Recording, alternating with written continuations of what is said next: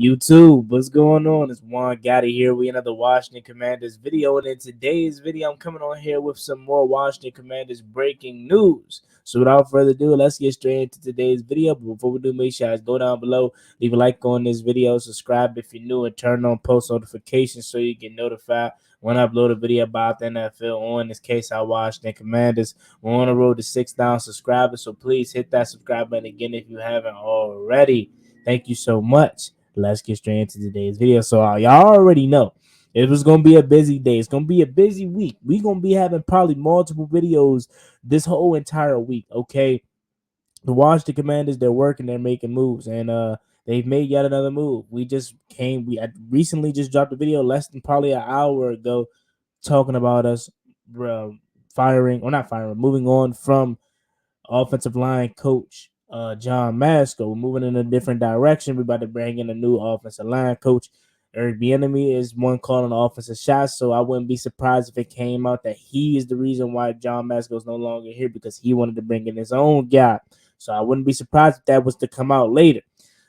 This is another move that is not surprising, and I've been trying to brace a lot of you guys for this being a possibility. The Washington Commanders have released running back J.D. McKissic. This was something that I felt like was going to happen after the season ended because, as we know, he has been dealing with a serious neck injury. I've been going on record to say he probably should retire, if we're being honest. Like, once you start talking about the neck and then it happens multiple seasons, the same injury shuts down your season multiple times, then it's probably time to shut it down. J.D. McKissic, it sucks that he wasn't able to finish out his tenure here in Washington. Remember, last season he chose us over Buffalo. So I was super excited about that because he was such an intricate part to this offense. He was such a dynamic weapon that you get the ball to out in space. He's a guy that can press the hole better than probably Antonio Gibson. And he was a guy that could pass block well, probably the best pass blocker on this team. That 2020 season was so good for him, man. That 2021 season up until he got hurt versus Seattle, he was so good. He was our offense. Look, let's go back to 2021. I was at the Seahawks game in person, bro. J.D. McKissic was our offense before he went down to Seattle. Once he went down in Seattle, the offense was never the same for the remainder of the season, bro. He was our leading guy. He was up there with Terry in receptions and receiving yards, which was crazy to say because of him being a running back, but that should tell you the lack of weapons we had on offense. This guy was a vocal point, and he was supposed to be that for us, but he obviously sustained the neck injury.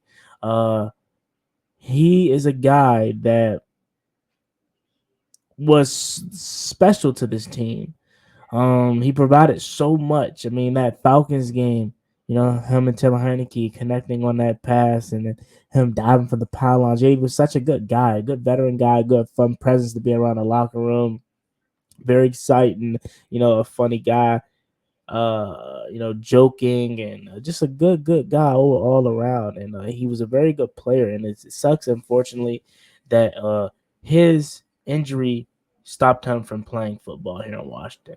The writing was pretty much on the wall. I mean, even when he was before he got hurt again this year, you saw less of J.D. McKissic. You really didn't see much of him. Like his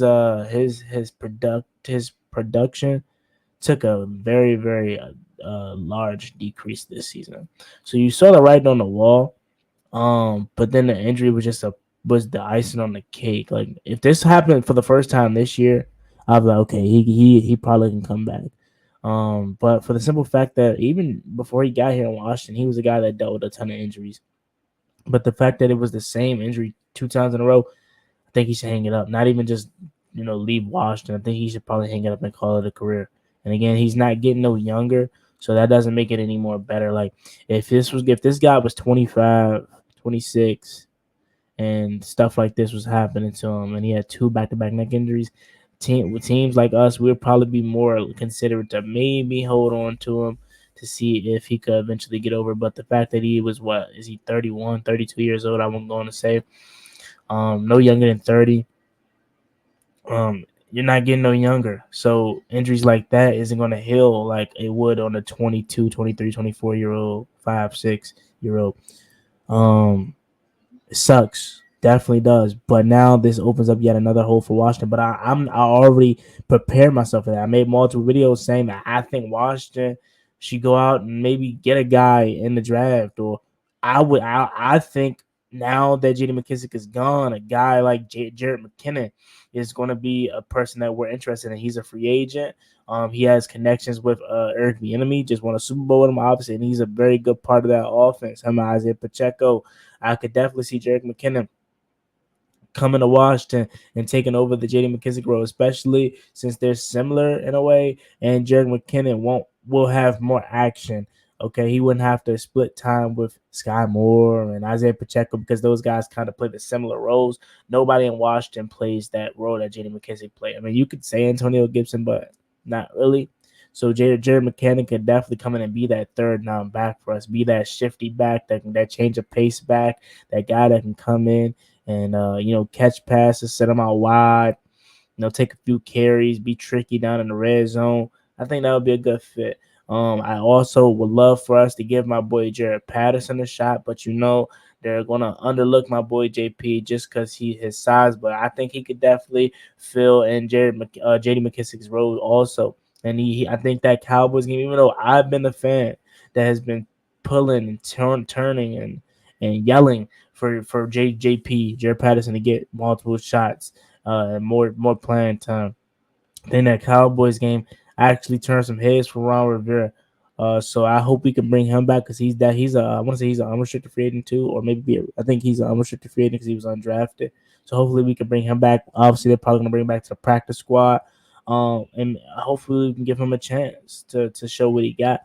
But I definitely would like to see us maybe take a running back in the 5th round, a specific pass catching back, not Brian Robinson size, not Antonio Gibson size. We already got those. We need like shifty, smaller, like quick backs. So probably like a 5 and 10 at most kind of back. Um, if we weren't a team that didn't care about size, and we let anybody play, and we like gave chances to anybody, I would like look at a guy like Deuce Vaughn maybe, but he's 5'5", he's smaller than Jared Patterson. So if they're not giving JP a chance, I doubt they give a guy like Deuce Vaughn opportunity to play. But yeah, man, JD McKissic is now gone. Um, and it definitely sucks that he won't be here in Washington and finish his tenure out because he just picked us, man. He just signed a new fresh contract. So I don't even know if we'll be taking any kind of cap hit for this move. I actually want to look that up before we get out of here, just so I can double check. I want to see if we'll be taking like any major cap hit for that, or because I don't remember JD McKissic's deal right off the back. So let me see if there's anything that could see. There's nothing talking about the specifics of what happened to his contract. And I just now 30 minutes ago, Washington has also uh, tendered a qualifying offer to restruct free agent Jeremy Reed or to restrict free agent Jeremy Reed. So that means that like we tendered him so nobody else could go ahead and get him. So Jeremy Reeves will be back more likely than not. Pro Bowl Revo back in Washington, probably gonna be signing a 1-year deal or something like that. So shout out to my boy Jeremy Reeves, and I'm excited that he'll be back. But yeah, there you have it, man. JD McKissic is no longer commander, and it definitely sucks because he's a hell of a player when he's healthy. So I wish you the best, JD McKissic. I hope you get healthy, and I hope you still can play. But it's probably in your best interest to hang it up. But who am I to tell another man what to do with his life and his career? So I pray that you get healthy. I pray that you could actually play football again. And we'll see I'll keep you guys posted and see what the Commanders do as far as now we're finding his replacement. Jeremy Reeves again is also going to be back. We tendered him or I guess we restricted him. So he'll be back. But let me know what you guys think about this video in the comment section down below. Leave your your comments, and your thoughts, and your opinions down below. Make sure you like this video, subscribe if you're new, and turn on post notifications so you get notified when new content is posted to the channel like this one. See you guys next time. I'm out. Peace. Cost me one time, that's gonna get you pop, get you drop.